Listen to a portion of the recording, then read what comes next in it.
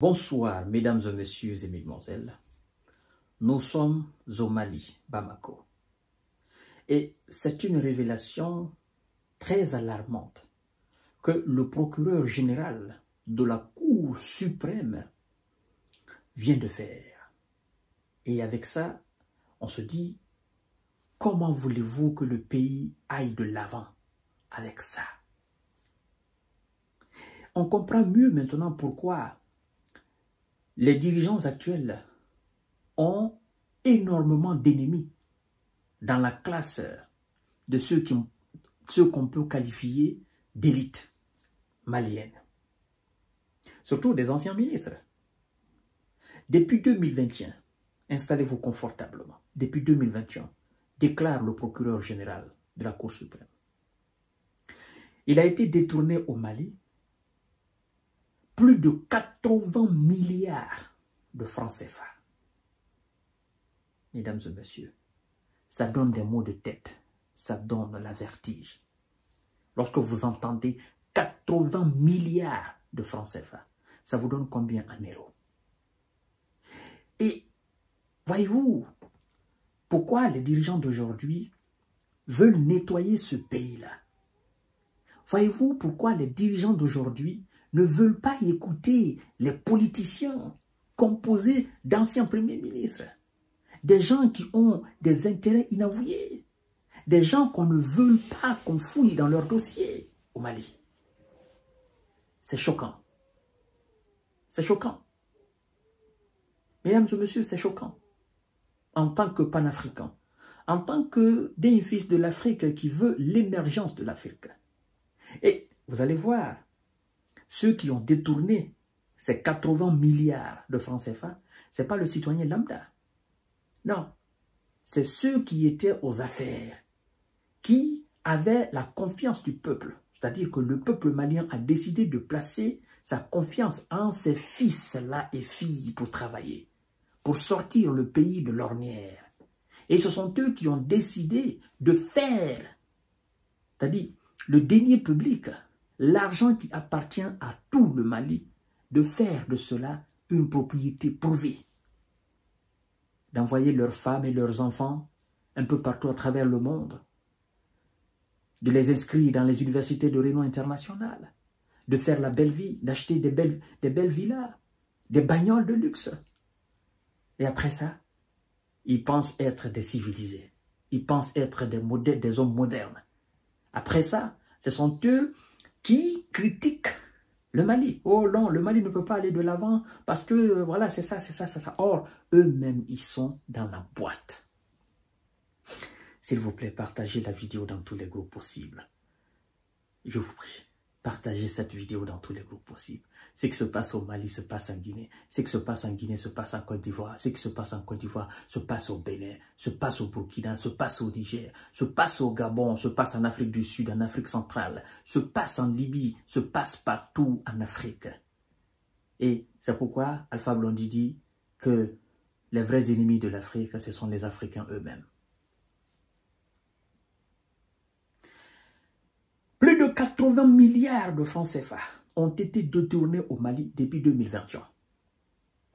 Ce chiffre a été révélé par le procureur général de la Cour suprême dans une interview télévisée, n'est-ce pas, à la télévision locale, mesdames et messieurs. L'estimation n'est pas définitive, dit le procureur.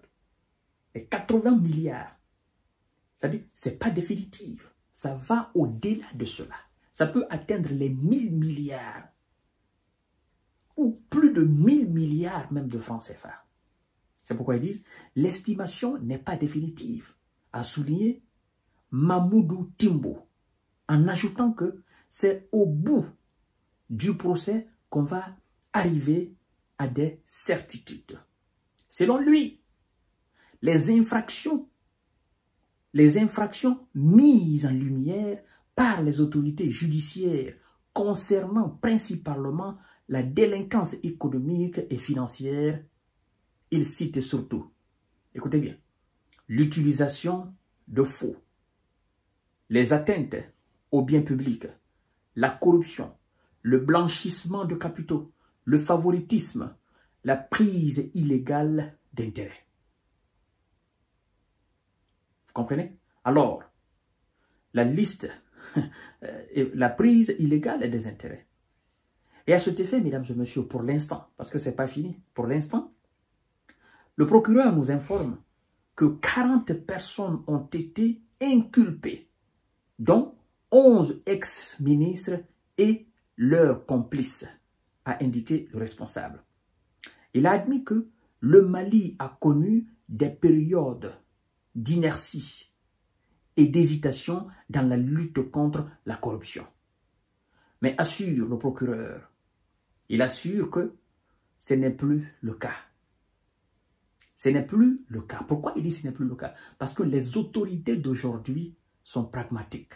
Les autorités d'aujourd'hui ne veulent pas badiner avec l'argent qui appartient aux Maliens.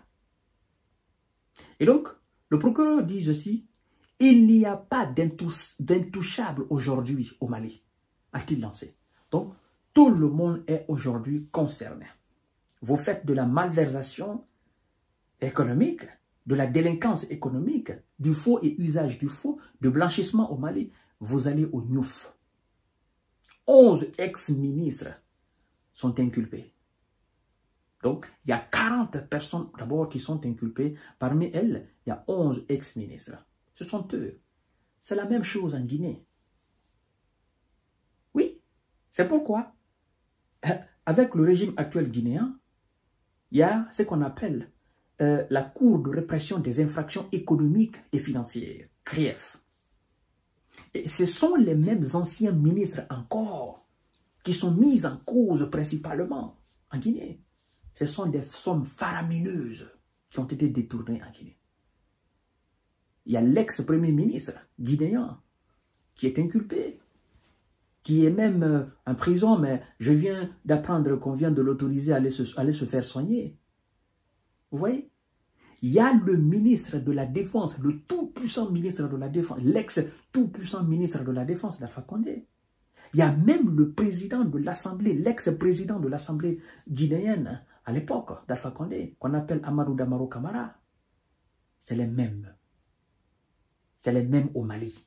C'est les mêmes un peu partout. L'impunité en Afrique, l'indiscipline, le manque de rigueur, le manque de patriotisme, de nationalisme, l'intérêt égoïste, l'intérêt personnel, même aux États en retard. Voilà donc, en quelque sorte, les raisons pour lesquelles ces mêmes dinosaures, avec leurs complices, tapis dans l'ombre, veulent que les autorités d'aujourd'hui quittent à la tête de l'État. Vous avez vu, le capitaine Ibrahima Traoré au Burkina a engagé les mêmes poursuites contre les mêmes budgets forts. Ça s'est passé aussi. Il y a la même chose aussi au Niger. Mesdames et messieurs, alors avec tout ça, comment voulez-vous qu'on s'en sorte? Il est très difficile. Partagez la vidéo dans tous les groupes aussi. Et nous disons encore chapeau au général Assimi Goïta pour effectivement sa discipline et sa rigueur. Ils vont lire tous ces bandits à col blanc.